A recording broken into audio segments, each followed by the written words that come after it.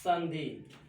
संधि के प्रकार। संधि तीन प्रकार की होती है, स्वर संधि, व्यंजन संधि, विसर्ग संधि। उसमें स्वर संधि भी 5 प्रकार की होती है।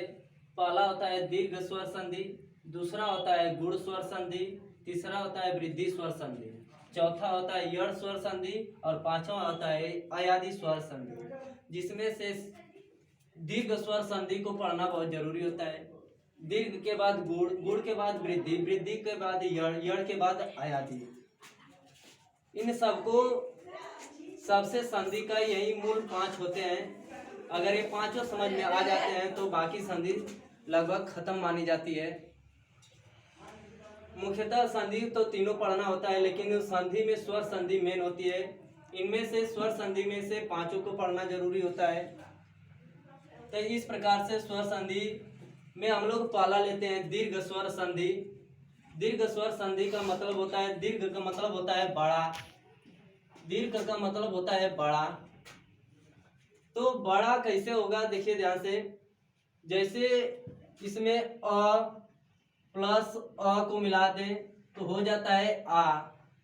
उसी प्रकार अ प्लस आ को मिला दें तो हो जाता है फिर आ प्लस अ को मिला दें तो हो जाएगा आ प्लस आ को मिला दें तो हो जाएगा आ। तो देखिए सब में आपस में मिला रहे हैं तो अ मिलकर आ, मतलब सब बड़ा, आपस में सब बड़ा हो रहा है। जैसे अ और आ, तो यह दोनों में आपस में अगर तुलना करें तो बड़ा है आ।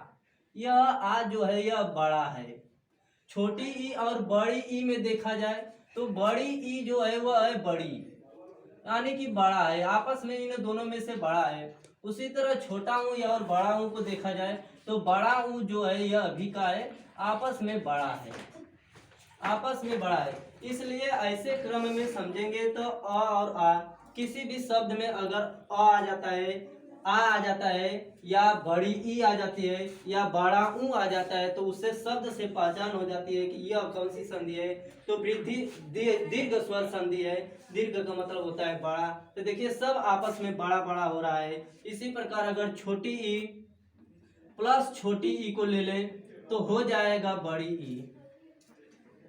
छोटी ई प्लस बड़ी ई ले लें तो हो जाएगा बड़ी ई।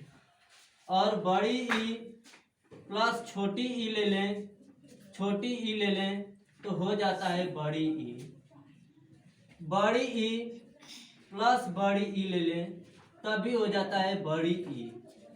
इसी प्रकार अगर छोटा हूँ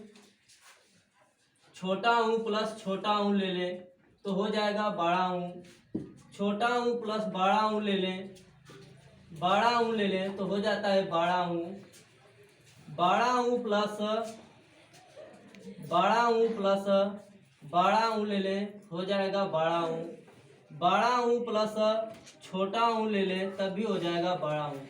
तो देख रहे हैं कि इस हिसाब से सब आपस में कोई भी सेम अगर वर्ड मिल रहा है, सेम अगर स्वर मिल रहे हैं तो अपने आप में बड़ा हो रहा है। छोटी देख रहे हैं तो तभी किस में बदल रहा है, बड़ी में। छोटा हूँ बड़ा हूँ, छोटा हूँ बड़ा हूँ, बड़ा हूँ छोटा हूँ मिल रहा है तभी बन रहा है बड़ा हूँ। तो बड़ा का मतलब हो रहा है कि यह पहले ही बताए थे कि दीर्घ का मतलब होता है बड़ा। तो बड़ा सब आ रहा है तो हो जाएगा यह दीर्घ स्वर संधि। इस प्रकार से स्वर संधि हो जाती, दीर्घ स्वर संधि हो जाती है खत्म। और एग्जाम्पल है तो अगले वीडियो में मिलेगा इसका।